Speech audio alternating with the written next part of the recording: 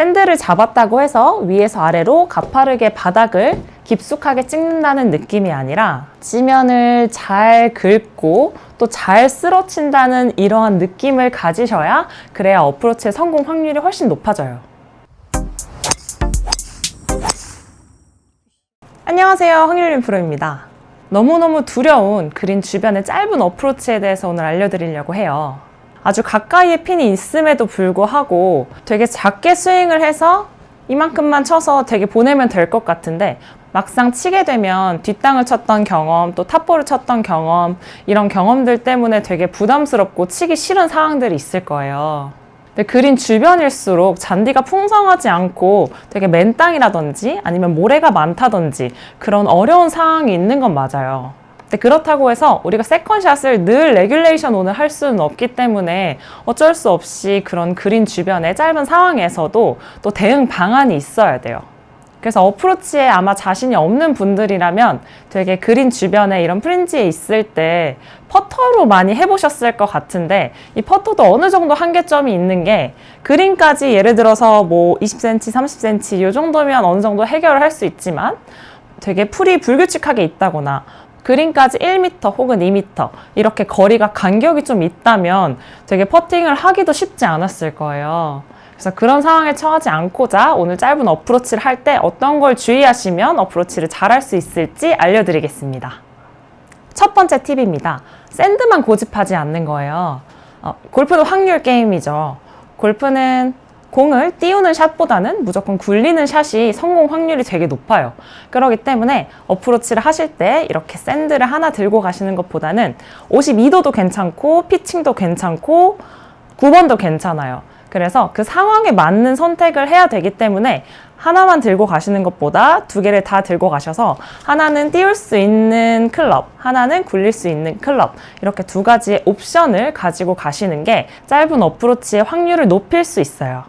그래서 샌드, 하나의 클럽보다는 샌드와 피칭, 저는 지금 두 가지를 가지고 왔는데 이 두 가지 옵션이 있는 경우 공을 어쩔 수 없이 띄워야 되는 상황이 있어요. 예를 들면 그린에 있는 쪽이 핀까지 내리막이라거나 아니면은 공이 있는 위치부터 그린까지 거리가 길고 그리고 핀이 앞핀이어서 앞에 공간이 많이 없다거나 할 때는 어쩔 수 없이 샌드를 써야겠지만 예를 들어서 핀이 중핀이고 제 공이 그린보다 아주 조금 짧았어요. 그래서 한 2m 정도 짧아서 어프로치를 한다고 했을 때는 그린까지는 2m가 남았고 그린의 길이는 10m가 넘어요. 그래서 그런 상황에서는 굳이 샌드를 치지 마시고 50도도 괜찮고요. 52도도 괜찮고요. 저 같은 경우 피칭 9번 여러 가지를 사용하거든요.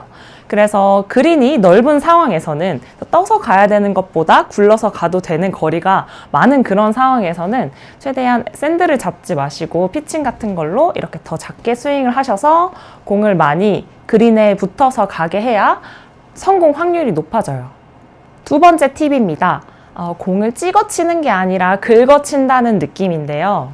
공을 이렇게 되게 찍어 쳐야 공이 잘 뜬다라는 생각을 가지고 계신 분들이 굉장히 많은데 우리가 가지고 있는 이 웨지는 공이 알아서 잘 뜨도록 설계가 되어 있어요. 그래서 어프로치를 하실 때 더 가파르게, 더 바닥을 강하게 찍는 것이 아니라 원래 스윙하던 대로, 즉 우리가 아이언을 원래 치던 대로 그 정도의 아크로 이렇게 스윙을 하시는 게 공이 가운데에 맞을 확률이 더 높고 그래야 공의 스핀량이 더 충분하거든요.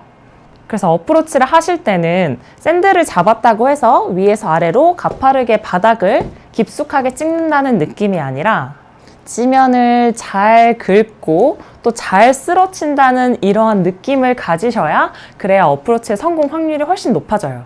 그래서 이거는 10m 혹은 20m 이런 짧은 어프로치뿐만 아니라 우리가 웨지 스윙이 좀 30, 40, 50 이렇게 풀스윙에 가까워진다고 하더라도 이미 웨지의 클럽 길이가 짧고 그러면 원이 작아지죠. 그러면 공이 가파르게 맞을 확률이 높아지고 그리고 웨지의 무게 중심과 로프트가 이 모양이랑 이 모든 것들이 공을 아주 잘 뜨도록 설계가 되어 있어요. 그래서 우리가 찍어친다는 생각을 해서 오히려 공이 더 찍어지지 않는 경우가 많기 때문에 그냥 평소 아이언 치시던 느낌 그대로 원래 뭐 9번 아이언 혹은 8번 아이언 치시던 그 느낌 그대로 평소랑 똑같이 샷을 해주시는 게 이 웨지를 잘 쓰는 방법이에요.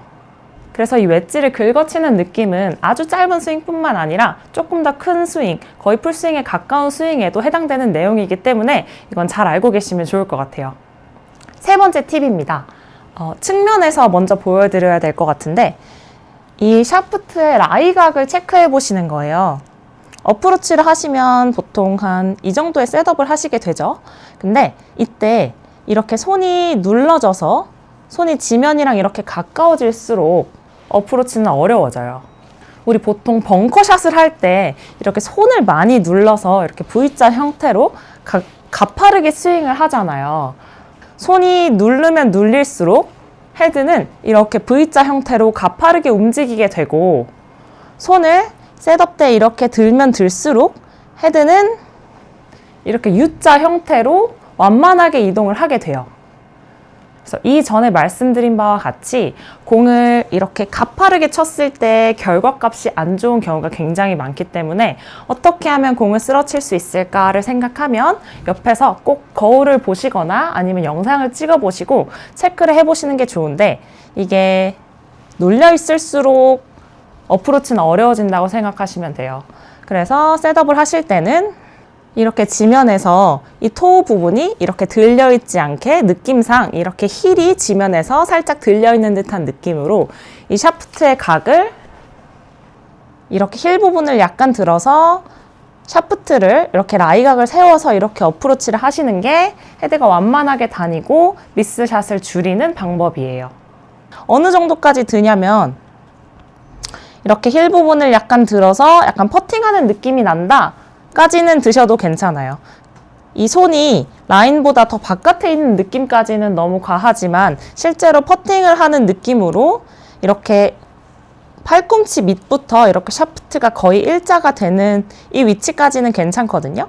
그래서 셋업을 하실 때는 토우가 들리는 느낌보다는 약간 힐이 들리는 듯한 느낌으로 이렇게 셋업을 해주셔야 훨씬 확률이 높은 어프로치를 하실 수 있습니다.